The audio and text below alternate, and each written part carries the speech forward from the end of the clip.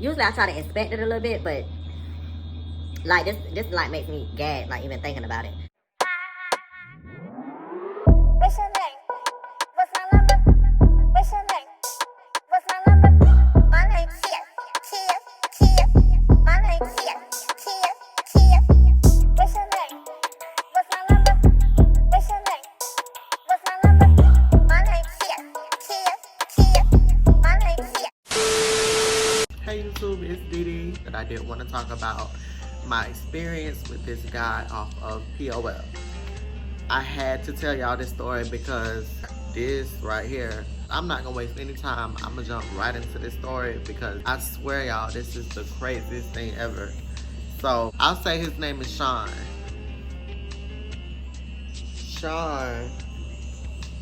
Sean was talking to me on POL, and he had been trying to like message me on several of occasions.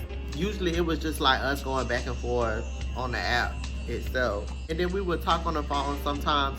And guys, if I sound kind of like I'm trying to remember this story because I've been cut him off. Like, I haven't been talking to him in a few months, and y'all gonna think I'm stupid. I'm gonna be honest, y'all gonna think I'm probably stupid. I don't know why I do the things that I do sometimes. But anyways, we talked a little bit off and on.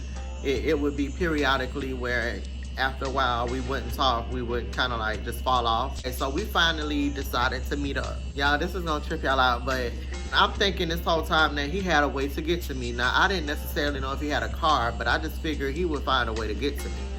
But the day we were supposed to meet up, he was like going in circles. This should have been a red flag here. He was going in circles. He was saying, yeah, I have my son with me. I have to to take my son to wherever he had to go, I guess, to the baby mama house, to home. I have to take my son home, and then we can meet up. And then I was like, okay. And so he was like, but can you pick me up from Popeyes? Usually, y'all, I don't play with niggas these days. Like the little stunts I used to pull back when I was a gay boy, I don't play them now because I don't have to. You know, I don't have to play those games. And I didn't have to then, but I was coming up and coming. You learn as you grow, you know. So nowadays, on the female side of stuff, I don't play certain games. So it made me feel some type of way if I allow myself to do it. He basically like, can you pick me up some from Popeyes? And I was like, what do you mean? Like, what are you talking about? And he was like, please just, you know, can you pick me up? It was somewhere on my side of town. So I end up going. I get there and I see a guy holding a baby. Okay. So I'm like, okay. So he's coming up to the door and you know, he's putting the baby all up in the car. You know, he didn't even buckle up the baby. He just put the baby in the back seat and he got in the front in the passenger seat. When I feel some type of way, you're gonna know. And then like a lot of times I can try to let things slide, or I might try not to say certain things, but this I felt some type of way about, like for real. So I was like, okay, so I'm confused. You didn't tell me you had your baby with you. And so he was like, man, just chill out. I told you, I did text you. He was trying to play it cool. Like, and technically, he did say I have to take my baby home, but I didn't assume that he was referring to me needing to take his baby home. You know, I'm thinking he was figuring that out before he tried to meet up with me. You know, I'm going off on him a little bit more. And y'all, hold up. This is another part I forgot. It was hot, too. And then this was at the time where my AC wasn't working. So I was already like kind of irritated because I'm like, I don't want to have no nigga catching me like looking all sweaty and like disheveled and stuff like that. Just like, yeah, you didn't tell me all this. I don't like games. I don't play games with people. I thought we were just meeting up. He was like, chill. I'm sorry about that. You know, I didn't mean no disrespect. Da. And then he said, yeah, I have to take my baby on the other side of town.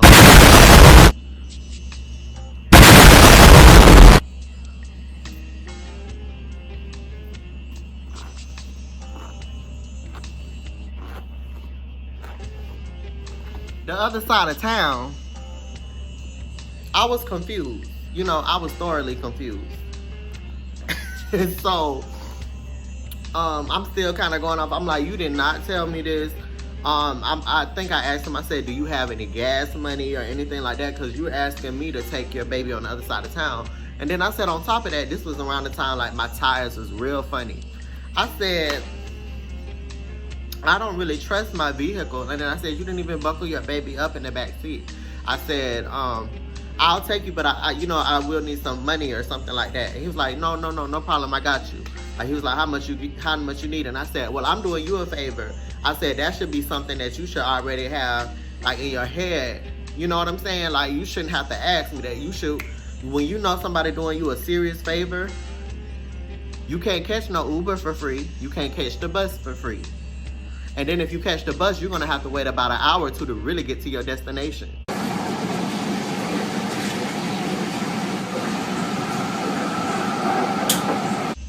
So don't play with me. I had started driving and I was like, you're not gonna buckle your baby up? And he was like, he gonna start crying and like acting up if I buckle him up. I said, no, but I don't feel comfortable. This car is not, we don't even have a car seat, and I don't feel comfortable with this baby just sitting right there without being buckled up.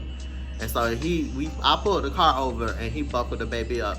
Now, I forgot to mention y'all how this dude looked. He had kind of like that thug appeal to him. He had dreads. He was skinny, like I liked him. He was like real slim. Tattoos, here and there. But y'all catch this. This was the gag. The nigga had a lazy eye. No judgment. I'm a transgender. He got a lazy eye. So I said, hey, I can work with it. No, but listen, y'all. The nigga had a lazy eye. In my head, I'm thinking, okay, I ain't perfect. I still got a little bit of hair growing in on my face that I'm trying to fix. I'm a transgender. He's talking to me, so let me just see what this about. Let me just check him out. He might be a cool person. So I'll take his baby or whatever to where he needed me to take his baby. And once we do that, he comes back home with me. Y'all, I forgot to mention this nigga dark skin. He gotta be about 6'2", I think he was 6'4", actually. He was 6'4". That gave him a pass for a lot of stuff that was going on in this story. The fact that he was like 6'4", he was like a quiet type of dude, like real quiet and stuff like that. And that kind of like turned me on, even though I had to look past the eye. Shoot, I got me a little Fetty Wap or something. Baby, won't you come my way? Got something I want to say. And so I'm sitting on the bed, he's sitting on the sofa, and he was like, I can't get in bed with you. And I was like, well, I told you I'm not here to have sex. I thought we was just chilling or whatever. And he was like, oh, no, I'm just tired. I want to lay down. I knew that was scheme or whatever, but I let him get in bed with me. One of the questions he asked me was, he was like, so do you have a surgery down there? And I was like, what you mean? He was like, do you still have, such and such? So I answered his question or whatever. And he was like, okay. And he said, are those real? He was talking about like my breasts. And I was thinking, yeah, they real. I said, they not that big, they just, I don't have any, I haven't had any surgery, so these are this is my chest, my breast. And he was like, oh, okay, those are nice. And he was like, so it kind of like, I ain't gonna lie, it gave me a boost. It gave me a boost for him to even ask me, was my chest real? Because in my head, I just got a little collection of fat right here. I ain't really got no titties, but he did something for him. And so we lay in bed, niggas try to do all that extra stuff. He trying to fondle me, trying to fill up on me. And, oh Lord, I had a flashback, y'all, because this nigga right here. Okay, so I'm gonna get to it.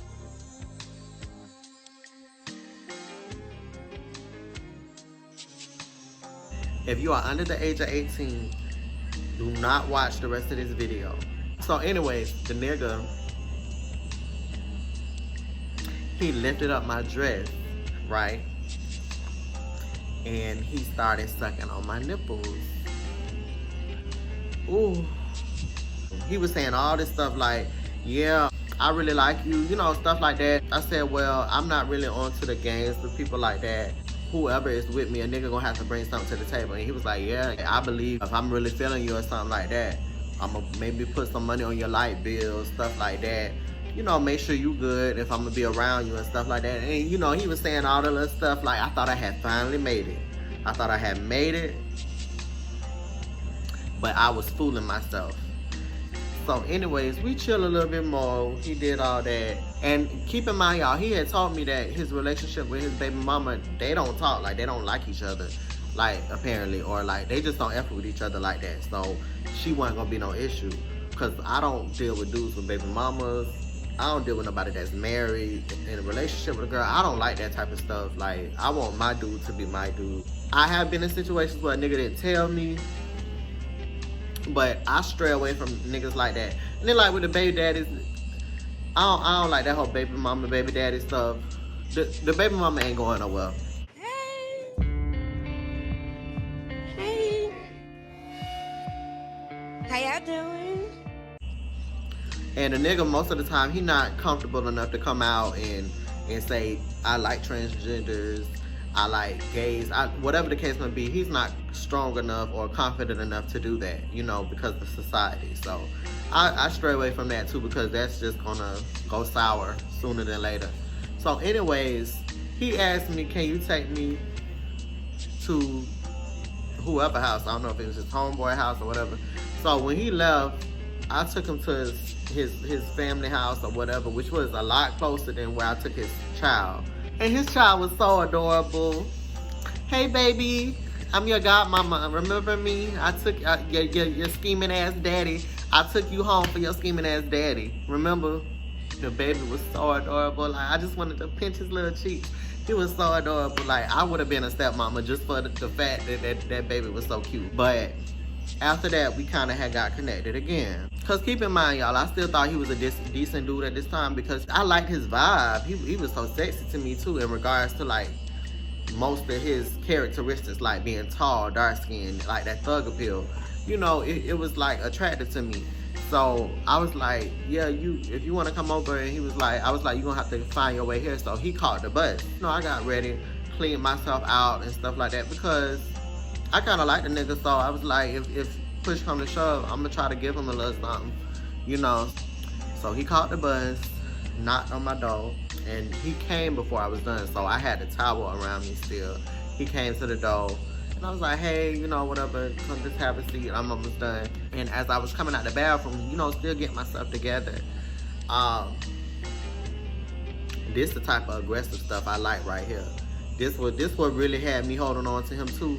Like, this the thing with hood niggas that you don't get with just every nigga. Hood niggas, like, they got that aggressive nature to them that, you know, I'm not talking about like nothing out of the way now, y'all. I'm talking about like just that aggressive energy, like, where they so confident and like they ain't scared of nothing, like they bold. This is an alpha male right here, nigga. This is an alpha male. Learn me. And so I was putting my lashes on and like my gloss or whatever still. And while I had my towel wrapped around me, you know, my little head thing on, he came up behind me. He started touching up on me. And so I was like, stop. I'm still trying to get dressed. Just go sit down. Like, I was doing all that, you know, that extra stuff. But I ain't gonna lie, that turned me on. That turned me on completely. But anyways, he sat back down, I got myself dressed, and we're sitting on the sofa, kind of like watching TV or whatever, but you can tell, like, he not interested in the TV. I knew what was gonna happen. I knew what was going to, you know, start up. And so he kept trying me. He kept trying and eventually, like touching up on me, rubbing on me, and I think he hopped on top of me and, like, started sucking on my nipples again. And so he had took his pants off and he was like, you want to do something for me? And he was like, I want you to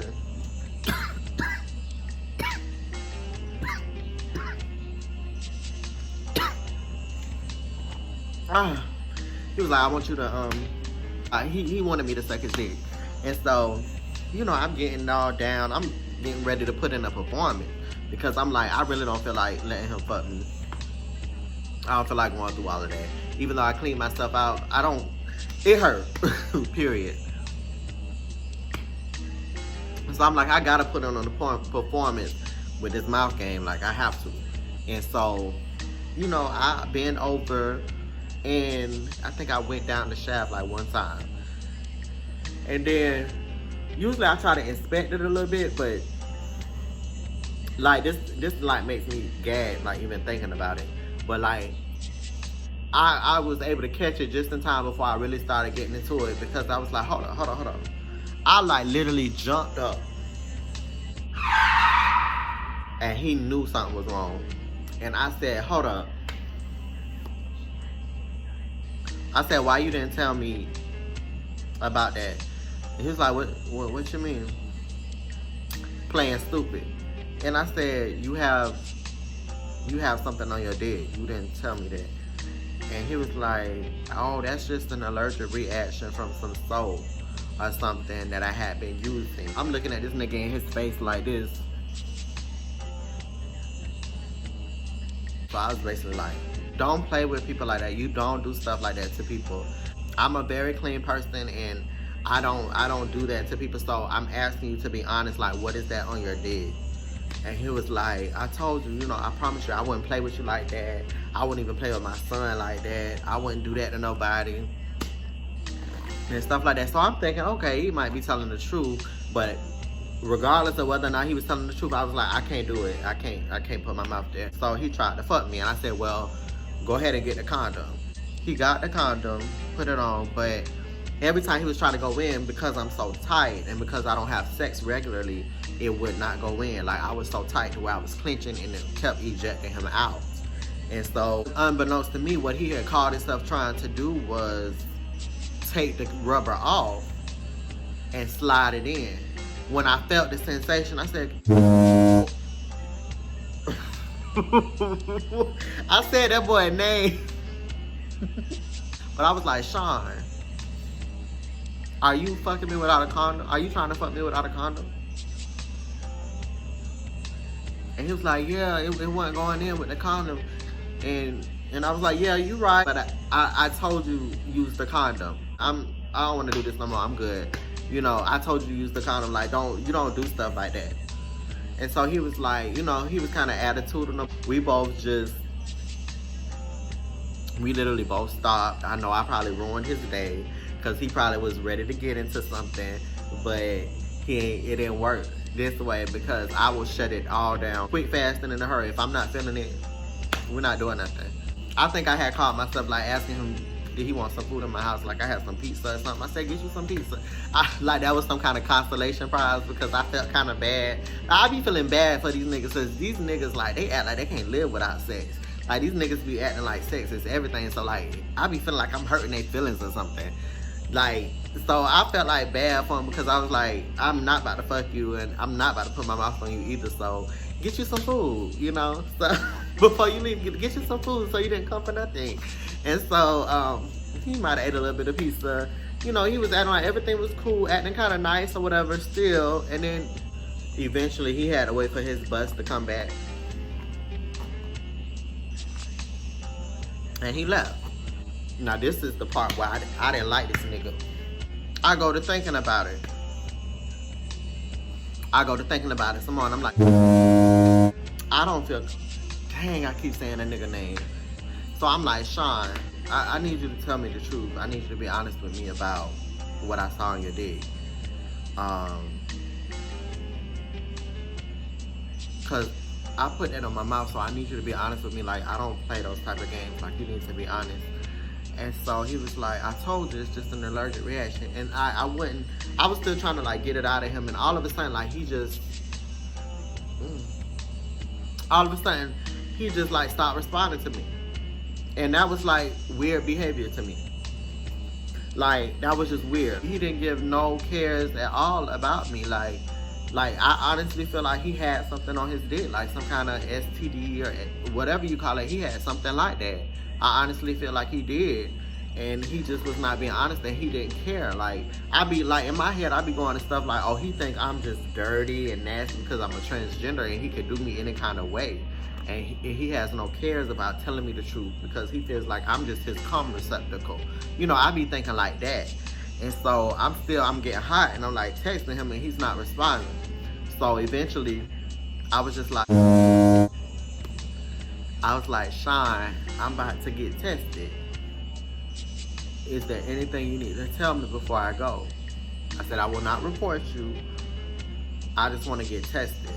And I need you to tell me the truth because this is my life. And he was like, all you're going to find when you get tested is that you're clean. You're going to find that nothing was wrong. And I was like, Sean, listen. It don't seem right. Just tell me the truth. He just kept ghosting me, like not talking to me and stuff. So I ended up going to get tested. This is the part where I want to tell you guys, it's important to get tested. It's important to practice safe sex. It only takes one time for you to catch something that you ain't never had before. And that's something that you can't get rid of. You know what I'm saying? It's so important for it. Especially, I want to talk to my LGBT sisters and brothers or whatever.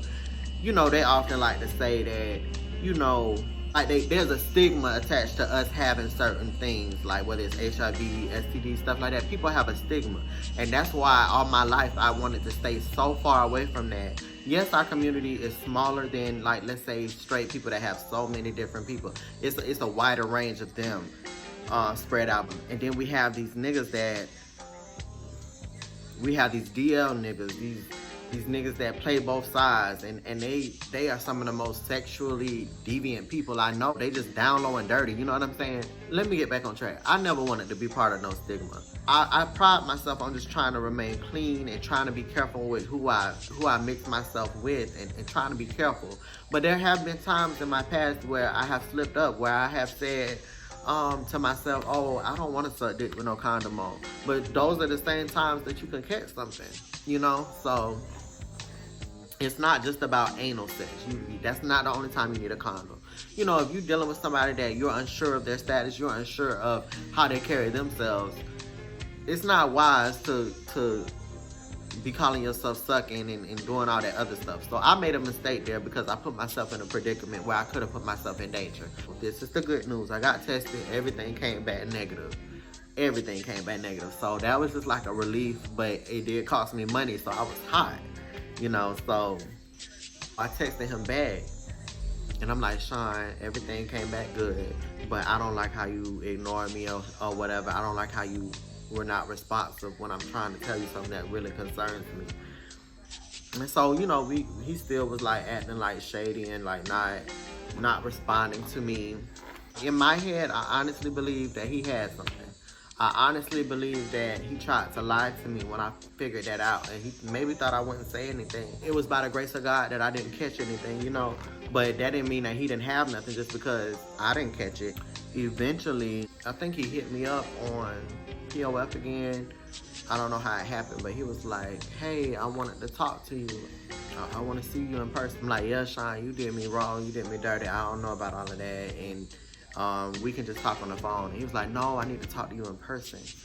And so it was like probably about 2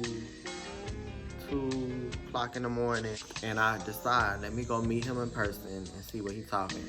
Now, keep in mind that he needed a ride. This boy, he said, I really need a ride to the other side of town with my child. And I said, okay, but you will need to pay me. You never paid me the last time, and you will need to pay me for gas money. And he said, well, how much? I said, $20 would be nice. I pick him up, I pick him up out of the hood. I pick him up in the hood somewhere. And I'm thinking at the time, okay, this is so stupid. Because this nigga can literally, like, pull a gun out on me at this time of night. He could feel some type of way, like maybe he regrets ever meeting me or something, and he just want to get rid of me. Like, I really was thinking like that in my head. Especially when I had to wait for him where I was waiting on him to come. And I was just thinking, it's so late. This nigga can literally walk up on me, shoot me, and nobody will ever really know, you know? But no, they would know, because ladies, this is another thing. Always tell somebody who you dealing with. Tell somebody. I know we be trying to feel like we grown, and we be trying to feel like, oh, well, I don't want nobody in my business. Tell somebody that you trust about the niggas you dealing with. Because them niggas, they not about to get away. Not on my watch. Not when it come to my life. They not going to get away with nothing. But I was just thinking, I put myself in this dangerous situation, but I kind of really wanted to talk to him. I really wanted to see, like, I'm the type of person, like, why did you do that? Like, what was your motive? Like, why did you hurt me? Like, I'm that emotional type of person. And so I needed closure. I needed to know, like, why did you do that to me? Like, why did you not tell me the truth? And see if he was going to confess to maybe it actually being some kind of disease or something he has. He finally come, he get in the car, and I was like, you got the money? And he was like, well, I'm going to have to pay you when I get to the place, but I got the money for you. I was like, okay. So on the ride home, we talking, and he was like, I was like, yeah, Sean, I don't like how you did me. That was not right for you to just be ignoring me. And he was just saying stuff like, I just been busy and stuff like that. And I'm still looking at him skeptical, like out the side of my eye and stuff like that. But, you know, I'm talking to him, and, you know, I'm trying to encourage him because, you know, he was saying, yeah, I had been locked up not too long ago, or maybe a few months ago, and I'm just trying to get on my feet and you know, take care of me and my son. And I was like, yeah, you'll be able to do it. You just have to stick to it. And, you know, I'm just trying to encourage him and stuff, you know, because I'm thinking, okay, this is not an entirely bad guy. You know, that's me, always trying to find the best in somebody. And so we get to his house. This the gag, y'all. And he's like, yeah, let me run in real quick. I'm about to go get the money, but I have to go get something from inside the house. And so he runs in, but I was just thinking, okay, he might be getting something together inside the house, maybe fixing some milk for the baby. I don't know. He was probably doing something. And so I'm just like, okay, 5 minutes passed.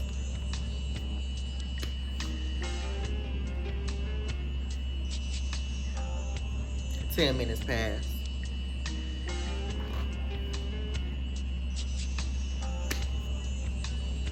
15 minutes passed, and then I text him, and I'm like, I'm still out here, I'm waiting on, all right, what's going on? Didn't respond. It is a long behind time passed. And I said to myself, this nigga's not coming back out this house. This nigga, he didn't tell me, like, I believe he had me drop him off at one apartment, and he might have walked to another apartment unit. That's what I believe, because the nigga wouldn't be stupid enough to just let me stay right there where he's walking into. So he never walked right into where he was going. He would always go like this, take this path and walk somewhere. And I just remember feeling so used and so like manipulated, and so like I don't do stuff like that to people. If I tell you I'm gonna pay you your money, especially if you're doing me a favor, you're getting your money. I don't do stuff like that to people, and people are really out here being schemers and stuff like that. Like, people are really schemers. They don't care about nobody else but themselves. They don't care if they hurt you. Like, people are dangerous out here. People like that are dangerous to me. Your life is not worth anything to them. So, he never responded to the text. He never said anything. I left. And that was the end of that, That was the end of that POF situation. It taught me a valuable lesson. It taught me to be even more hard, I gotta be even more hard with these niggas. These niggas are taking me to be too soft. These niggas are taking me to be too easy, and that's not okay. And so, this happened, like I said, quite a few months ago, but I just never got to tell y'all the story. But I knew I wanted to, because it was such a lesson, and it was such a lesson in it when it came to protecting myself, not putting myself in situations, and hopefully it's a lesson that could help other girls out there, or just anybody out there that find themselves just being so, what they call it, what's that word? Spontaneous, doing spontaneous things that don't even make sense. A lot of times I have common sense to say, I shouldn't be doing that, but I still just, if my body say jump, I jump, and sometimes you gotta just follow your heart. You have to follow your first mind. I'm not gonna say all men are bad, but a lot of them, They got their ulterior motives and stuff. A bitch is fine though, understand that. A bitch don't have no disease or no type of sickness or anything like that. And so I walked away unscathed, you know. So it was a blessing though. It was a blessing. Because that could have went way left. I could have ended up with something from this dude that is a baby father. Could very well still be in his baby mama life.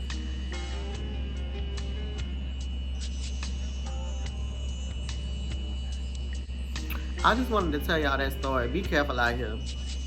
Be careful. Be vigilant. Be watchful. Be cognizant of your surroundings. Okay? I did want to show y'all my new shirt I have on today. I haven't worn it yet. Y'all see that? Y'all, this is just a little push-up bra. I don't even think my titties this big. Y'all see this shirt? It's a queen. Like, share, subscribe. Thank you guys so much for supporting me. Thank you guys for watching my videos. And I will catch you guys another time. Bye.